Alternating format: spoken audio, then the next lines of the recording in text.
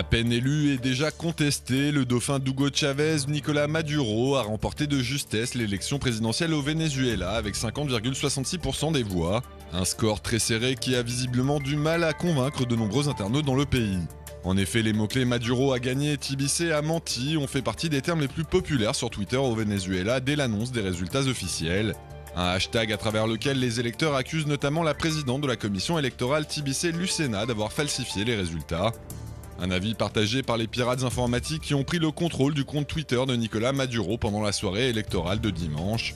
En se faisant l'écho de la demande du candidat de l'opposition Enrique Capriles, d'autres ont eux demandé le recomptage des bulletins de vote dans des messages diffusés sur les réseaux sociaux. En attendant, les Vénézuéliens commencent à s'intéresser de plus près au parcours de Nicolás Maduro. Ce document présenté comme l'évaluation de son travail quand il était chauffeur de bus à Caracas circule ainsi sur la toile depuis plusieurs jours. Une note selon laquelle le nouveau président prenait beaucoup de congés maladie et consacrait énormément de temps à ses activités syndicales.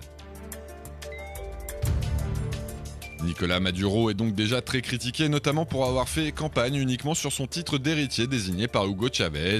Ce site s'amuse ainsi à recenser le nombre de fois où il a fait référence au président défunt, lors de ses apparitions publiques depuis la disparition du commandante le 5 mars dernier.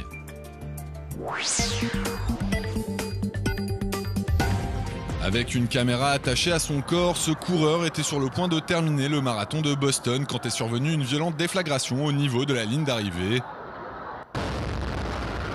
Il s'agissait de la première des deux explosions meurtrières survenues aux abords de la course, et rapidement les images de la tragédie de lundi ont commencé à affluer sur les réseaux sociaux.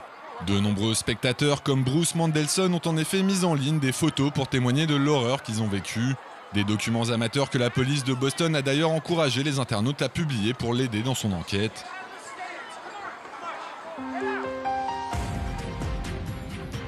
Dans le même temps, la toile s'est également mobilisée pour soutenir les victimes.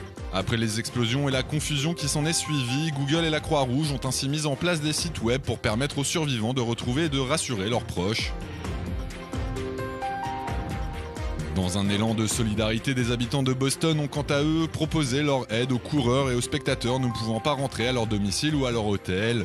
Ce formulaire de contact qui circule sur les réseaux sociaux a notamment été créé pour mettre en relation les internautes ayant besoin d'un hébergement avec ceux étant disposés à accueillir quelqu'un chez eux.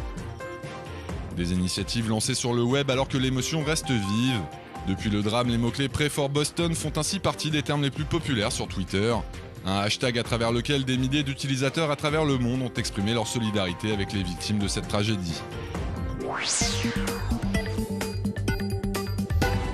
Masquer la religion inscrite sur sa carte d'identité, c'est l'idée qu'ont eue des activistes égyptiens pour dénoncer l'ingérence de l'État dans la vie privée des citoyens et lutter contre les discriminations religieuses. Pour les initiateurs de cette campagne qui vient d'être lancée sur les réseaux sociaux, la croyance est en effet une affaire personnelle qui ne devrait pas concerner les pouvoirs publics. L'initiative s'intitule d'ailleurs « Ce n'est pas votre affaire » et réclame la suppression de la mention de la religion sur tous les documents officiels. Une revendication formulée dans cette vidéo musicale diffusée sur YouTube, qui invite les internautes à participer à la campagne en cachant la religion figurant en dos de leur carte d'identité à l'aide d'un autocollant.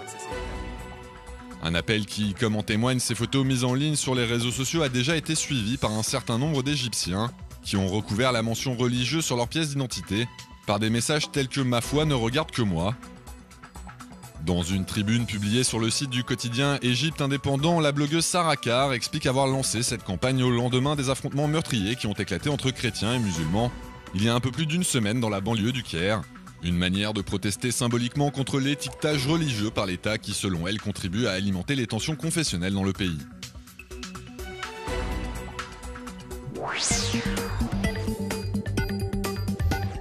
An overview of over 1,000 years of music in just a few minutes. This video was posted online by a cappella group Pentatonix and is a tribute to some of their and our favourite songs and pieces of music throughout history.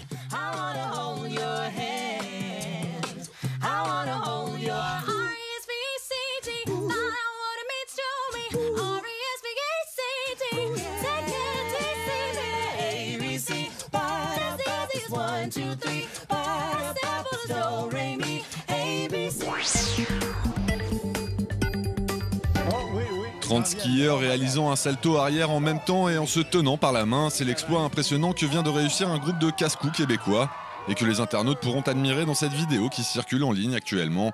Une performance époustouflante à visionner au plus vite.